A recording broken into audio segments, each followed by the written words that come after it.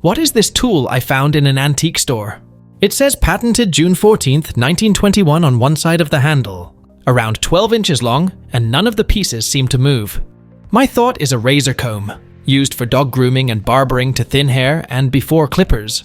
However, B&H were also a well-established cigarette brand, so maybe something to do with that. Any ideas? It's a 1920s B&H steak tenderer, manufactured by the Harder Company in Dallas, Texas. The instruction says, place the steak on a chopping board and strike it firmly, cross-cutting the strokes. In this way, the meat will not separate as there is no continuous cut. What is this device I found at a local thrift shop? A strainer, a saucer with a spout, and a handle underneath.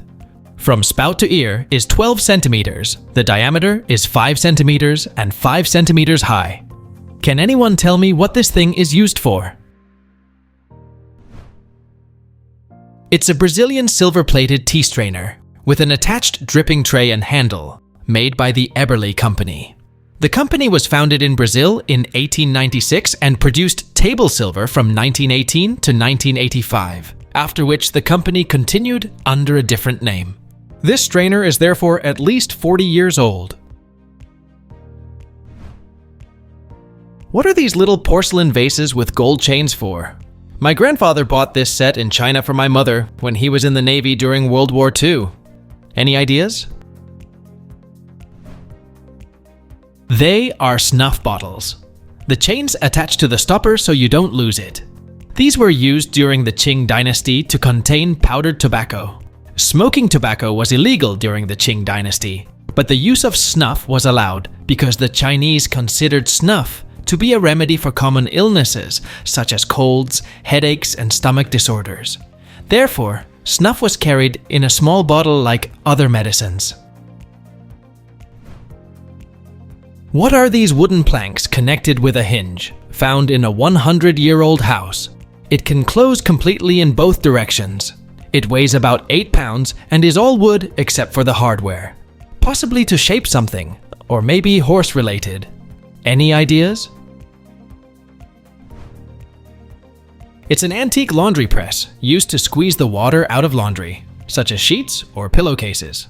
I don't have a picture of it, but there's one on my grandparents' farm in Georgia, circa 1730. It's nearly identical to this. They predate manglers. What is this ceramic rib-shaped pan, found in a great-uncle's house? All one piece, and it looks like the ribbing might be for drainage. I'm thinking of a drying rack for plates, but it would only work for shallow plates of a certain size, so I'm not convinced. What would you use this for? It's a 1970s ceramic chicken roaster for oven or microwave. The drippings are collected at one point while roasting meat or birds. Probably made by Masonware in the US. What is this typewriter with unusual symbols I found at an antique shop? It has a paper the size of a receipt and a noticeable letter Y in the center. Can anyone tell me anything about this item? It's an antique stenophile, a shorthand machine invented by Parisian Charles Bivort in 1904 and used by stenographers for shorthand use. Bivort has designed an alphabet in which all similar consonant sounds are consolidated and has constructed a system of syllabic writing by means of which the operator is enabled to attain the speed of shorthand writers of today. This was found mixed in with assorted outdoor education supplies, and nobody in my office knows what it is. It's made entirely of copper, with a little brass on the inner rack, about 9 inches tall, 4.75 inches in diameter, and the only marking is a B in a circle. We have tried to do searches for it, but with the only marking being so simple, we haven't discovered anything about it. We have theories that it might be used for cooking or as a lantern, but it only has 4 small holes for ventilation or airflow. It also has no evidence of having been exposed to fire. It's been a mystery object in our office for a few years now, and we'd love to know what it is. Thank you all in advance. It's a mid-century Petri dish sterilizer. a canister that was used to sterilize Petri dishes in a lab. The canister is made of copper, making it an effective sterilizing agent. What is this weird tool I found in an antique store? I don't understand what exactly it can do. There's no maker's mark on it, and it looks very old.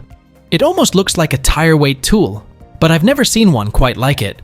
I posted it online, and I have suggestions that it might be an old-timey tooth puller, a pre-Columbian adult circumcision tool, a bull castrator, a toenail remover, a medieval nut adjuster, an ancient speculum used in the Civil War, etc. Have any of you seen this before?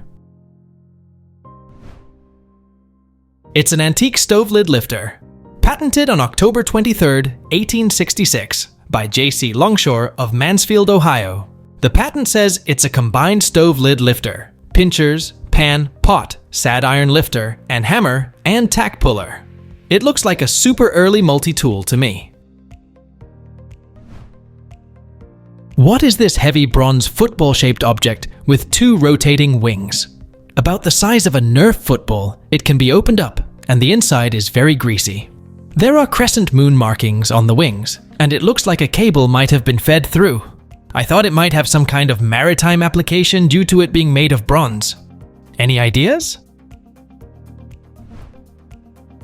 This is 100% a feathering prop for a sailboat. It's missing the internals, but would connect to the motor shaft. This was developed in the 1960s and the 70s.